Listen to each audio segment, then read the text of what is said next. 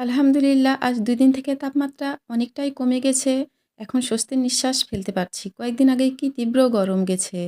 তো এখন যারা আমরা গরমের কারণে অনেক ভালো, ভালো খাবার খেতে পারছিলাম না, তারা আল্লাহর রহমতে এখন অনেক ভালো, ভালো খাবার খেতে পারবে। আসসালামু আলাইকুম। আমার প্রিয় আপু ভাইয়ারা সবাই কেমন আছেন? আশা করি আল্লাহর রহমতে ভালো আছেন, সুস্থ আছেন। আজকে খাওয়া-দাওয়া নিয়েই শুরু করে দিয়েছি। তাই না আমার প্রিয় আপু ভাইয়ারা? আসলে দুপুরবেলা বোনের বাড়িতে দাওয়াত ছিল। তো বিরিয়ানি ছিল, বিরিয়ানিগুলো খেয়েছিলাম। আর কিছু এনেছিলাম, সেগুলোই বসে, বসে খাচ্ছি। হুম, খেয়ে-দেয়ে রান্না করব রাত্রের জন্য। আসলে আজকে রান্না-বান্না একেবারেই রাত্রে। রাত্রে বলতে আমি মাগরিবের পরপরই রান্না করে নিব। তো ভাবলাম যে খাবারটা আছে তো আগে একটু খেয়ে পেটটা ঠান্ডা করে নিই। শুধু রাত্রে খাবো তাই তো তেমন কিছু একটা রান্না করব না। এই পরিকল্পনা করে রান্নাঘরে এসেছি রান্না-বান্না করতে। তো একটা বড় বেগুন ছিল। ওরা ২ টা বেগুন নিয়ে এসেছিল বেশ বড়, বড়। তো একটা বেগুন আমি কেটে নিয়েছি। আর বেগুনগুলো কাটতে লেগে খুবই বিরক্ত হওয়া লাগে। এখনকার বেগুন এমনিতেই ভালো না। আর তার উপর ভেতরে শুধু পোকা। অনেক বেছে ফেলে দিয়ে তারপরে নিয়েছি। আর রেখেছি কিছু চিংড়ি, শুঁটকি মাছ। ভাবলাম যে রাত্রের জন্য একটু শুকনা, শুকনা করেই মুখরোচক কিছু একটা বানাবো যেটা খেতে ভালো লাগবে। তো এখানে শুঁটকির মাছগুলো আমি কিন্তু অনেকক্ষণ ধরে ভিজিয়ে ভালো করে ধুয়ে পরিষ্কার করে ঝাঁকাতে রেখে দিয়েছিলাম পানি ঝরার জন্য। আর এগুলো যেহেতু কিনা চিংড়ি শুঁটকি প্রচুর ধুলা থাকে। তো আর পানি ঝরে গেলে ভেজে নেওয়াটা ভালো হয়। কড়াইয়ে ভেজে নিলাম, নিয়ে উঠিয়ে নিলাম। এখন ওই একই কড়াইয়ে আমি আবার তেল দিয়ে দিচ্ছি। তো আমার প্রিয় আপু ভাইয়ারা প্লিজ লাইক দিয়ে ভিডিওটা দেখবেন আর আমাকে ওয়াচ টাইম দিবেন। আমার সাথেই থাকবেন শেষ অবধি। আজকেও ২ টা মজার, মজার রান্না করব। আর আপনাদের সাথে সেই রান্নাগুলো শেয়ার করব। যদি আপনারা আমার সাথে না থাকেন তাহলে কি ভালো লাগে বলেন? কাদেরকে আমার এই রান্নাগুলো আমি দেখাবো? তো যাই হোক কড়াইয়ে তেল দিয়েছিলাম, তেল গরম হয়ে গেছে। এখন দিয়ে দিয়েছি পেঁয়াজ, রসুন, কাঁচামরিচ কুচি। এগুলো এখন আমি একটু সুন্দর করে ভেজে নিব। তো আমার প্রিয় আপু ভাইয়ারা ভাবছেন বেগুন দেখলাম, শুটকির মাছ দেখলাম। নিশ্চয়ই বেগুন, শুটকি কিছু একটা হবে, তাই না? উহু, একদমই ঠিক নয়। আমি কি রান্না করছি সেটা জানতে হলে আর আমার এই মজার, মজার রান্নাগুলো দেখতে হলে আমার সাথেই কিন্তু থাকতে হবে।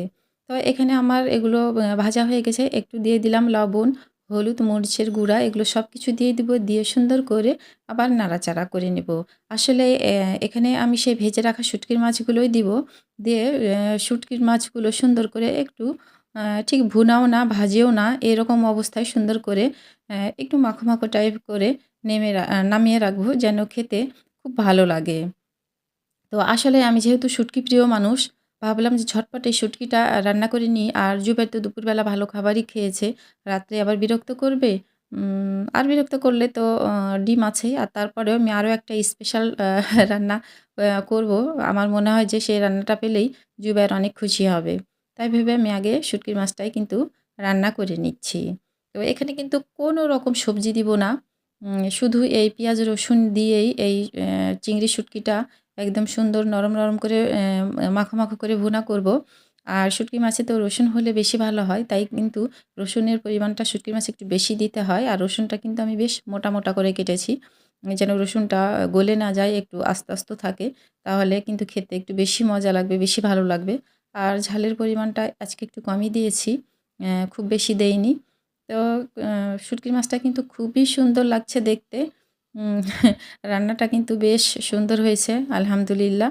তো আমার শুটকি মাছ রান্না করা হয়ে গেল। একেবারেই অল্প সময়ে ঝটপট কিন্তু এভাবে চিংড়ি শুটকি বা যেকোনো শুটকি করা যায়। তবে চিংড়ি শুটকিটা আরও বেশি সহজ একদম রান্না করা। এগুলো সেদ্ধ করার ওই পরিমাণ ঝামেলা থাকে না। তো আলহামদুলিল্লাহ আমার চিংড়ি শুটকি মাখামাখি হয়ে গেছে। এবার আমি আরও একটা রান্না করে নিব। ওই তো বেগুন কেটে রেখেছি। বেগুনেরই কিছু একটা করব। তো শুরুতেই বেগুনটা একটু বেশি পরিমাণ তেল দিয়ে হালকা করে ভেজে নিব। তো আমার প্রিয় আপু ভাইয়েরা গতকালকে আমি আপনাদের কারোরই ভিডিও বিশেষ করে বিকেল থেকে যে ভিডিওগুলো আপলোড হয়, যে আপু ভাইয়েরা ভিডিওগুলো আপলোড করেন তাদের ভিডিওগুলো আমি একদমই দেখতে পারিনি। কারণ এই রান্নাবান্নাগুলো শেষ করে মাগরিবের পরে আমি রান্নাবান্না শেষ করেছি। আর রান্নাবান্না শেষ করার বেশ কিছুক্ষণ পরে মানে আমাকে ফোন করা হয়েছে আমার ভাতিজির বিয়ের জন্য। তো ওখানেই আমি ছুটে চলে গিয়েছিলাম। ওখান থেকে রাত ১ টার সময় আমি বাড়িতে এসেছি। তো কমিউনিটিতে আমি একটা পোস্ট দিয়েছি, অনেক আপুরাই আমাকে সাড়া দিয়েছে। তো বাকি আপুদের উদ্দেশ্যে আমি বলছি যে আমাকে কেউ দয়া করে ভুল বুঝবেন না। এরকম তো আসলেই আমরা যেহেতু একটা পরিবারে বাস করি, একটা পরিবারে থাকি, আমাদের আত্মীয়স্বজন সবাই আছে, পাড়া-প্রতিবেশী সবাই আছে। তো আসলেই শুধু YouTube, Facebook নিয়ে থাকলে তো আমাদের চলে না। আমাদের সংসার, পরিবার, আত্মীয়স্বজন সবার সঙ্গেই চলতে হয়। এটাই তো নিয়ম। আর এইটা যদি না করি আসলে প্রকৃত মানুষই তো হলাম না। তো এজন্য আমি আপনাদের একদমই সময় দিতে পারিনি। এজন্য আন্তরিকভাবে দুঃখিত। ইনশাআল্লাহ আমার ব্যস্ততা এখন অনেকটাই কমে গেছে। আমি চেষ্টা করছি আবার নিয়মিত হবার। তো তারপরেও যদি একটু এদিক-সেদিক হয় তাহলে দয়া করে কেউ আমাকে ভুল বুঝবেন না। আমার সাথে থাকবেন, আমার অবশ্যই পাশে থাকবেন।